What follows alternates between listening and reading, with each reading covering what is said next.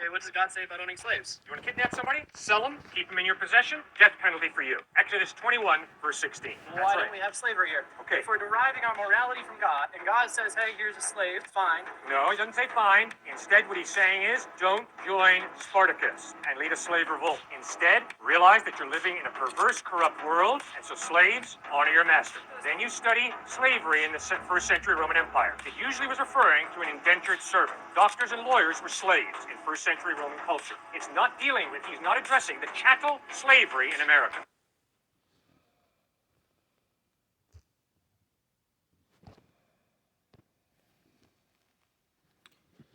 Alright, Shalom, Shalom. This is Brother Samak.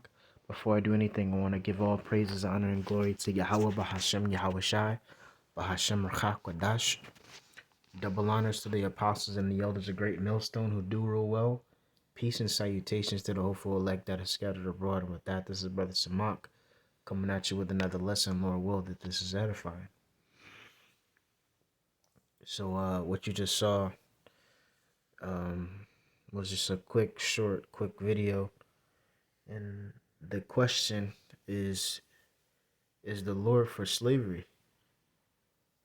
And the question, and to answer that question is, yes, he is.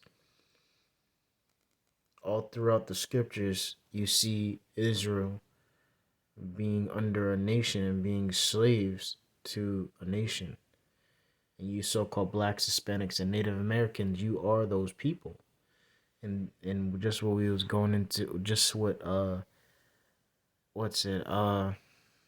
camp I was at, I was at camp, we was getting into that, and how the curses fit you.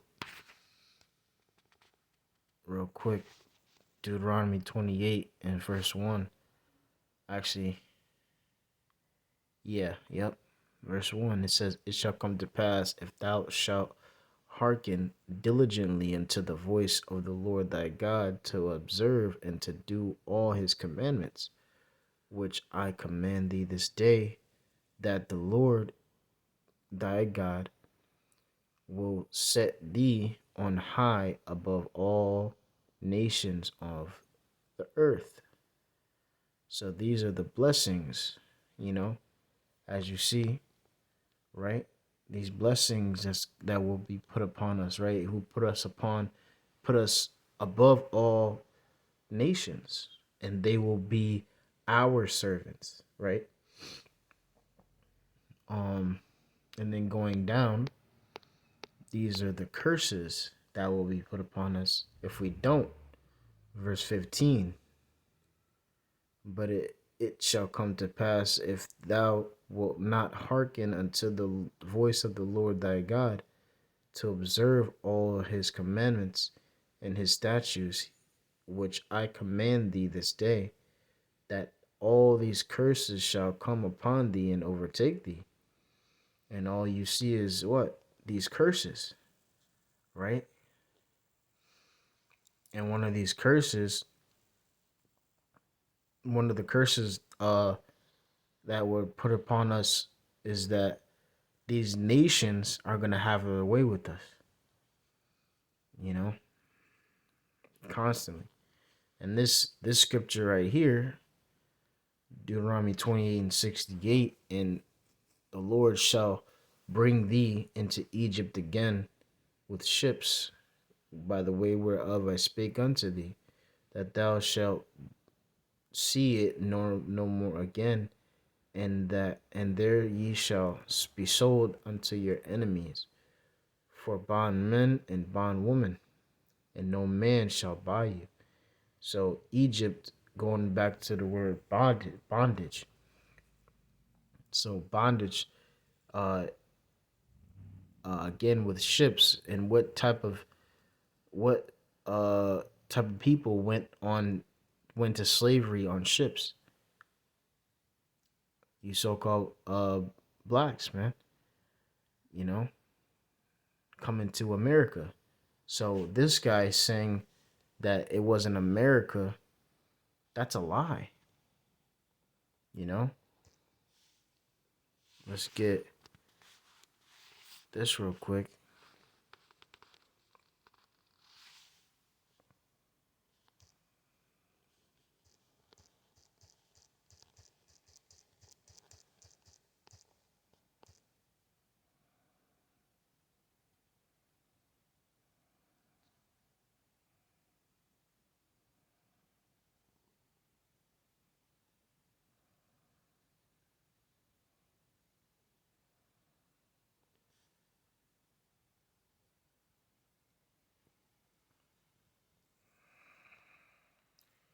This is Jeremiah 16 and verse 14. It says, "Therefore, behold, the days come, saith the Lord, that it shall no more be said, the Lord liveth, that brought up the children of Israel out of the land of Egypt.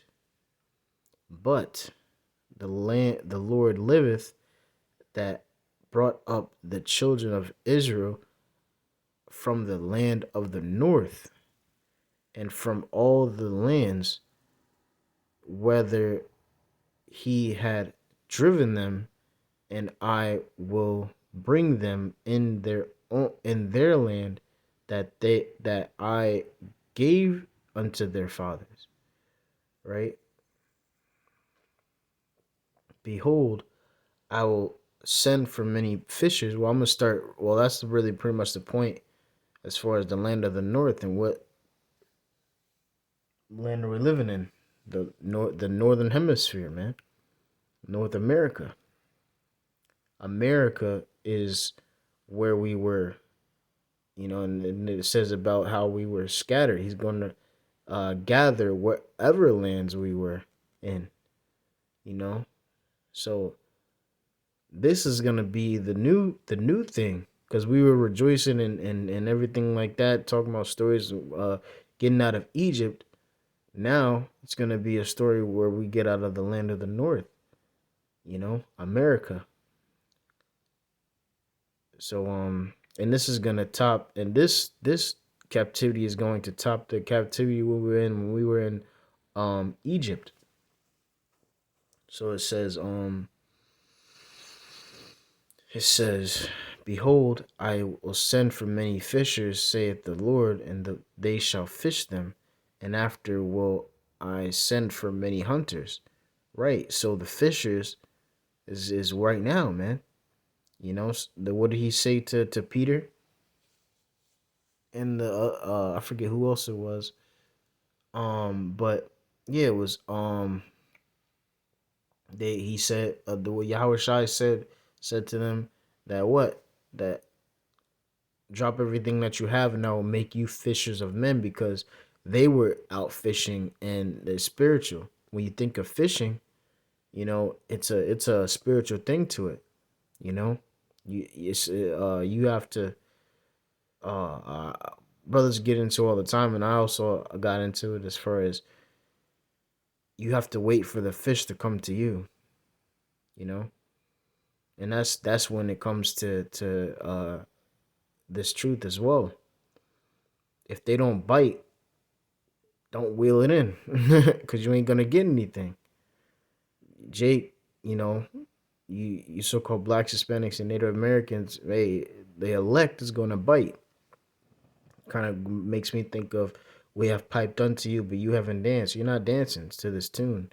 So therefore, we're just gonna continue to move on and figure out who will dance, find who will dance, and back into the fish terms, who will bite, onto this bait, right?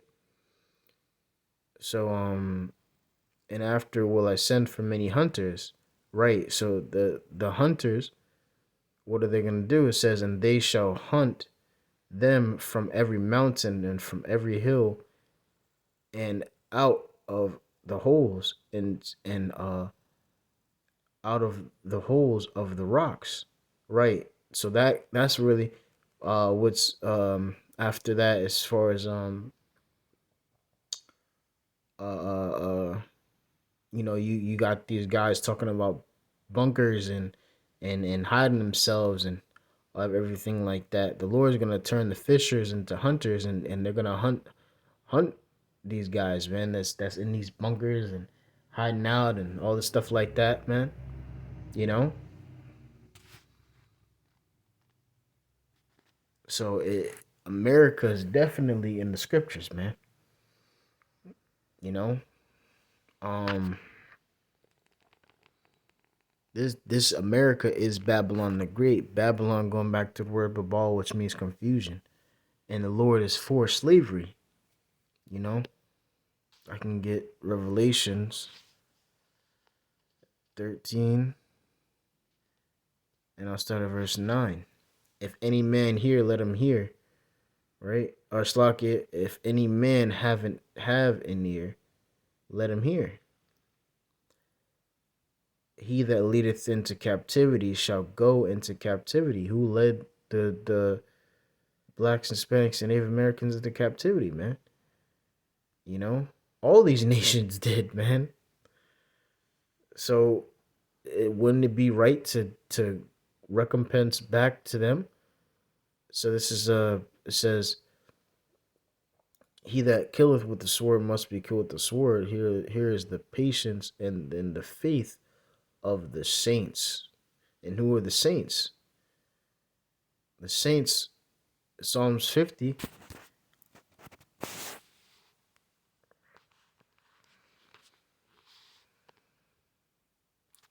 And 5, gather my saints together unto me, those that have made a covenant with me by sacrifice.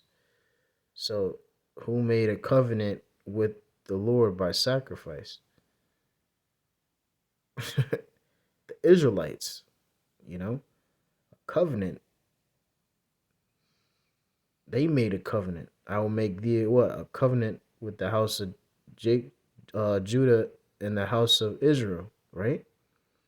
So, yeah. But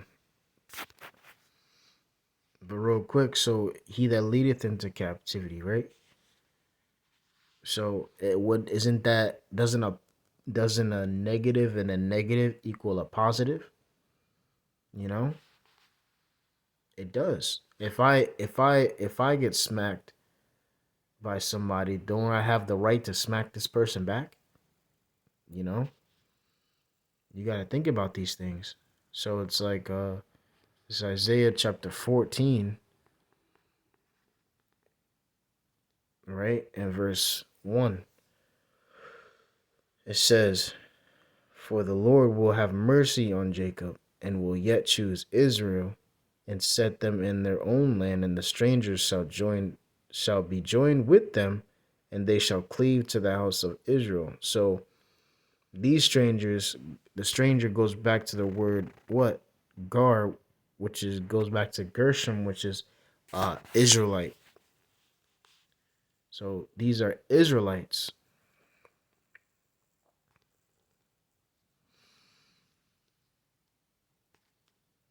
See, Gar, right? Going back to the word Gershom. Dang, I can't even type it. What's going on? So I can hold up.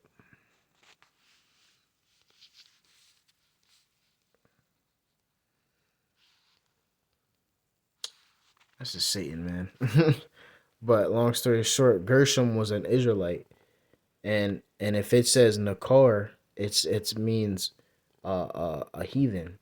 And there's certain cases where small occasions where Nakar, where it says Nakar, but it's really Gar. But in this case, yeah, it's Gar, which is an Israelite. So the Israelite that the aka the strangers, the aka the Gentiles, the Israelites who know who they are, who didn't know who didn't know who they were, but now know, they're gonna join with them. Okay? It says, "And the people shall take them and bring them to their place, and the house of Israel shall possess them in the land of the Lord for servants and handmaids." See that? Servants and handmaids. It says, "And they shall take them captives, whose captives they were, and they shall rule over their oppressors." This has not happened yet. Okay? This has not happened yet. Okay? Because makes you think of did what Paul said. I believe it was Paul.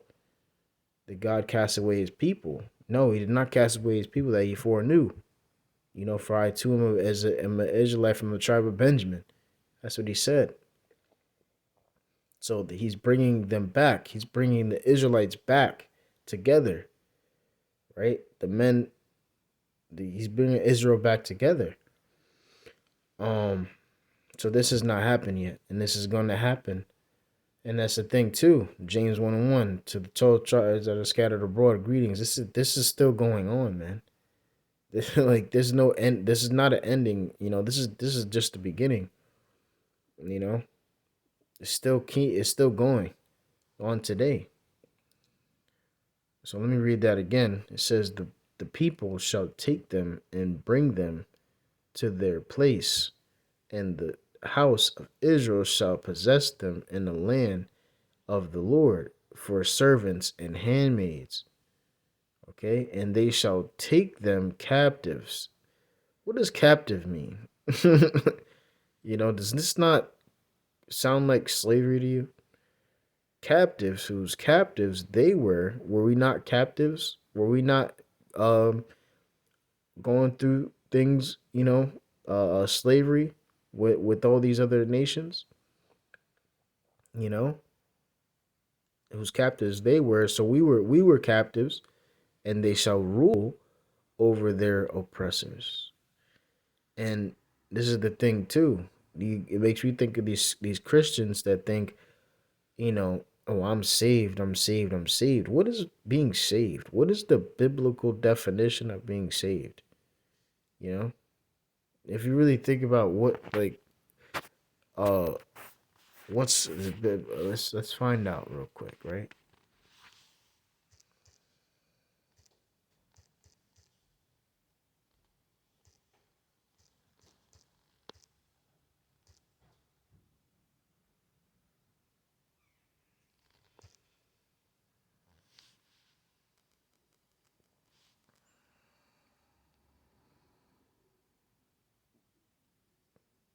This is Psalms 44 and verse 7. But thou hast saved us from our enemies and hast put them to shame that hate us. And that's the point. So being saved is being saved from our enemies. Okay?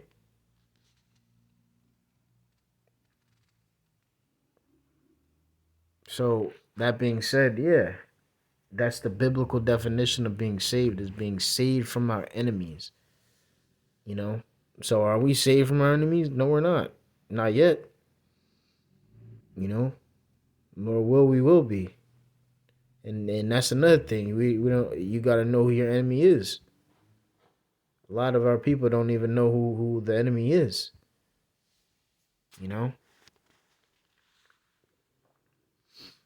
So that being said, slavery is the Lord is for slavery, you know. All throughout the scriptures it talks about how to deal with that a certain thing, right? When it comes to having a slave. If anything, like the elder apostles of Great Millstone down, they always talk about that having slaves is actually a blessing, you know. Um, but yeah. So long story short, these things is gonna happen. You know, who's gonna build up the kingdom? you know, the kingdom is gonna be on earth, man, as we know. But who's gonna build it? You think it's just gonna magically appear? No, man. It's gonna be built. For you guys are gonna build it, just like we ended up building all the things that we did in Egypt and even here. You know, America would not be America if it wasn't for the so-called Black, Hispanics, and Native Americans, man. You know, so yeah, man, that's slavery is definitely something that's going to happen in the kingdom. You know, but yeah, I don't want to make this too long. So with that, I pray that you've been edified. I want to give all praises, honor, and glory to Yahweh, Bahashem, Yahweh Shai, Bahashem, Rachak Kodash. Double honors to the apostles and the elders of Great Millstone who do rule well. Peace and salutation to the hopeful elect that are scattered abroad. And with that I say, Shalom, Shalom, Shalom.